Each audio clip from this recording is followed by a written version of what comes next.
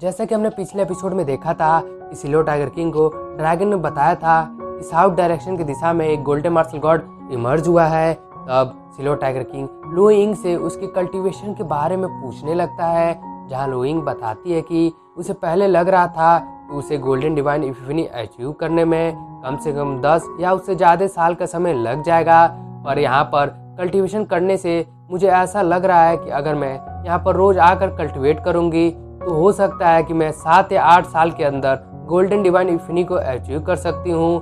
तब शियोबाई silver tiger king से पूछता है कि तुम्हें कितना समय लगेगा, जिस पर सिल्वर टाइगर किंग बताता है कि उसे कम से कम 5 या 6 साल का समय लग जाएगा। जिस पर लू यिंग हैरान होकर पूछती है कि तुम किस टाइप के मार्शल आर्ट का प्रैक्टिस कर रहे हो कि तुम इतना जल्दी गोल्डन डिवाइन इपिफनी को अचीव कर सकते हो। और सिल्वर टाइगर किंग कुछ नहीं कहता है और बात को बदल कर कहता है कि हमें डीमन किंग वैली जाना है, तो चलो चलते हैं। तब हमारा व्यू चेंज होता है और हमें एक गोल्डन वुल्फ बीस्ट को दिखाया जाता है जो कि moon swelling Dominic wolf king होता है। पर तभी वहाँ पर एक और बंदा अपीयर होता है जिसका नाम डुगो ई होता है, जो कि डुगो क्लेन से बिलोंग करता था। और वो डोमिनिक वुल्फ किंग से बोलता है कि हजारों साल पहले तुम सिर्फ एक अकेले बीस्ट थे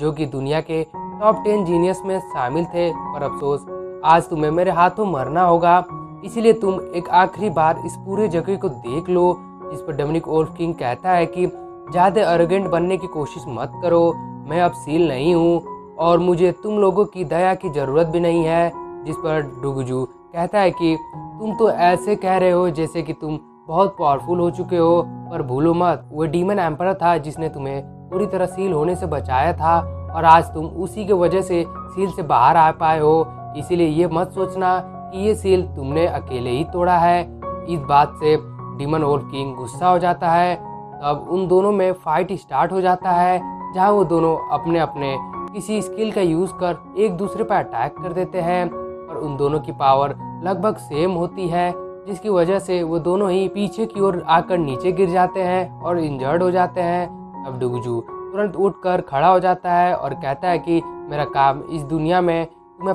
सबसे पहले आने से रोकना है, इसीलिए अब जब तक तुम मारे नहीं जाते तब तक मैं यहाँ से नहीं जाऊँगा। जिस पर डोमिनिक वुल्फ किंग कहता है कि अगर मैं तुम्हें नहीं मार पाऊंगा तो मैं मैजेस्टी यानी डीमन एम्परर को समय से पहले सील से बाहर आने में कैसे मदद करूंगा। ये कहकर वो दोनों एक दूसरे पर एक पावरफुल अटैक कर देते हैं, जिसकी वजह से वो दोनों ही बहुत ज़्यादा इंजर्ड हो जाते हैं कि दोनों में फिर से उठने की ताकत भी नहीं बची होती है। तब वहाँ पर आते हुए याओ टोंग कहता है कि अच्छा तो ये गोल्डन मार्शल गॉड की पावर है जो कि सिर्फ अपने एक अटैक से पूरे हालात को बदल सकता है। तब purple wolf Dominic wolf king के सामने आकर उसे ग्रीट करता है और कहता है कि वो हाउलिंग वुल्फ क्लेन का पैट्रियार्च है। तब डुगू ई को देखकर जेनु चेनान कहता है कि ये डुगू क्लेन तो सच में बहुत परेशान कर रहा है और ये अभी बहुत इंजर्ड है, तो ये अच्छा मौका है, इसे रिकवर होने से पहले ही मार दो, नहीं तो बाद में इसे मारना बहुत मुश्किल हो जाएगा। पर्पल वुल्फ कहता है कि तब मैं अभी इसे मार डालता हूँ।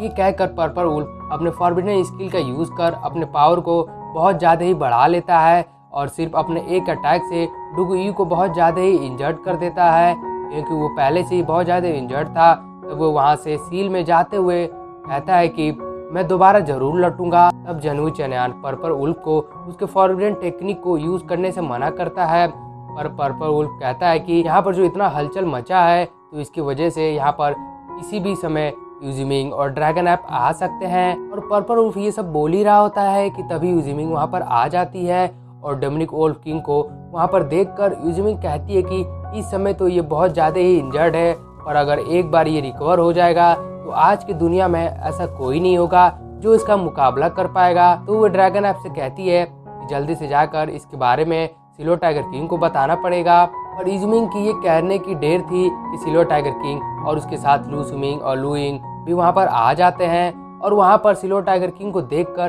पर्पल वुल्फ कहता है कि मैं इसे पहले भी फॉरबिडन टेक्निक का यूज़ कर नहीं रोक पाया था, तो इसीलिए मैं इसे रोकने की कोशिश करता हूँ। तब तुम सब इस मौके का फ़ायदा उठाकर यहाँ से भाग जाना। जिस पर Dominic wolf king purple wolf को अपनी कुछ पावर दे देता है और कहता है कि मुझे निराश मत करना। तब वहाँ पर एक फाइट स्टार्ट हो जाता है जहाँ लू यिंग अपने martial god skill power of yin yang का यूज करती है और लू सुमिंग डीमन सप्रेसिंग स्वॉर्ड का और शियोबाई बड़े से आइस क्रिस्टल से डोमिनिक वुल्फ किंग पर वो तीनों ही एक साथ मिलकर अटैक कर देते हैं और डोमिनिक वुल्फ किंग इतना इंजर्ड होने के बाद भी उन सब के अटैक को रोक देता है। और दूसरी साइड सिल्वर टाइगर किंग और पर्पल वुल्फ में फाइट स्टार्ट हो गया होता है और इसी के साथ ये एपिसोड यहीं पर खत्म हो जाता है। दोस्तों अगर आप लोग को वीडियो अच्छी लगी तो प्लीज़ वीडियो को लाइक और चैनल को सब्सक्राइब कर दीजिएगा। तब तक के लिए मिलते हैं नेक्स्ट एपिसोड में, तब तक के लिए सायोनारा। और कमेंट में जरूर बताइएगा कि आप लोग को ये एपिसोड कैसा लगा।